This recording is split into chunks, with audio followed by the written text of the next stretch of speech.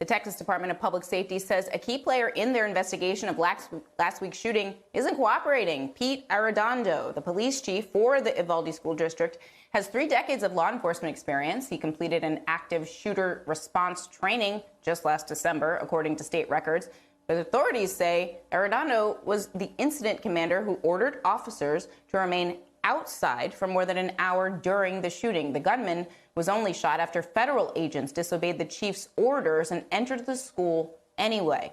The Department of Public Safety says after giving an initial interview, Arredondo hasn't responded to requests for a follow-up in at least 2 days, but he disputed that account to CNN. We've been in contact with DPS every day, just so you all know. They say they say that you're not cooperating. I've been on the phone with them every day. They say you're not cooperating. So just 2 seconds. Just so you know, we've been talking to them every day. What is your reaction? Y'all have a good day. It's worth noting that Arredondo won a seat on the Uvalde City Council last month and was sworn in this week alongside 2 other newly elected members. Joining me now is MSNBC legal analyst Glenn Kirshner. He's a former federal prosecutor. And Glenn, the police chief says he's spoken to the department every single day, but is that the same thing as cooperating? No, it's plainly not, Zerlina. And, you know, unfortunately, when I was investigating violent crime in Washington, D.C. as a prosecutor, I would often see government agencies or employees go into this self-protection mode when they fell down on the job. And that's putting it mildly with respect to what we're learning about what this school district police chief Arredondo did or didn't do. You know, when you read reporting like the chief of police basically told his officers to stand down, to not go into the school in a timely way, you know, meeting the urgency of the moment, and had them stand down for an hour. And then on top of that, we hear reporting and, you know, from the Texas Public Safety organization that he's not even cooperating with the ongoing investigation. It's, you know, there are no words to describe that kind of abdication of your responsibilities a couple of times over. So I'm glad that there's a federal investigation. I don't think that's a substitute for a truly competent investigation that should be conducted by Governor Abbott's state agencies. But boy, do those state agencies seem to be struggling. I mean, it feels like there's been so many discrepancies about the response. There have been discrepancies over when the officers actually entered the building, when the officers first engaged the shooter, if at all, and now how the shooter got into the building in the first instance. First, it was the door propped open, blaming it on a teacher who's like, no, I closed the door, I moved the rock. There's the video of me doing that. I mean, is there any credibility left here? I mean, how do you repair the trust relationship between the community and law enforcement at this point?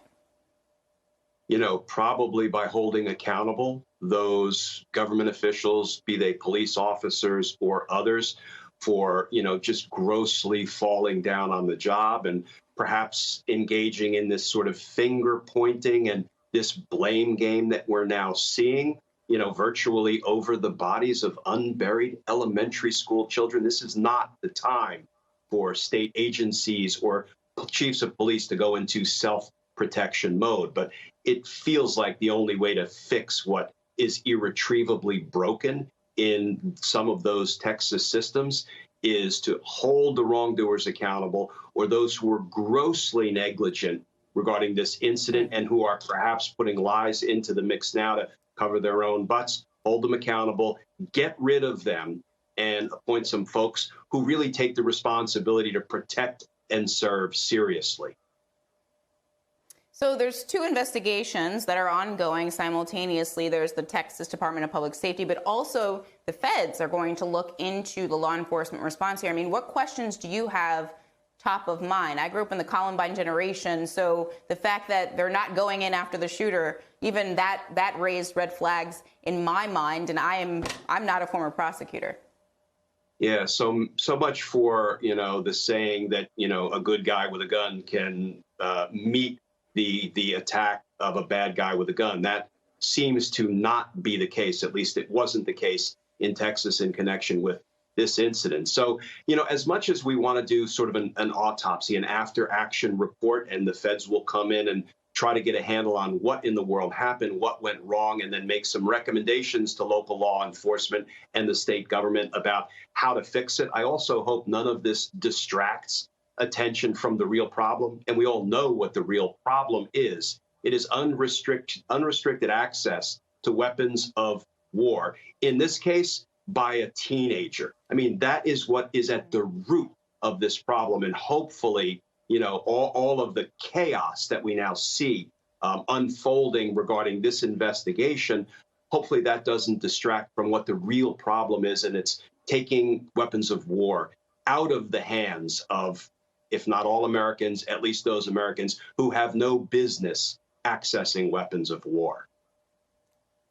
What a time when they're trying to ban Beloved, but you can get an AR-15 at the Walmart. Glenn Kirshner, thank you so much for being here. It's always good to have you. Please stay safe.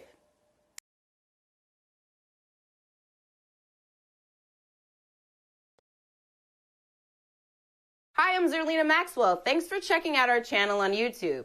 You can see more from Zerlina by clicking any of the videos on this screen, and make sure you subscribe below to stay up to date on the day's biggest stories. Thanks for watching.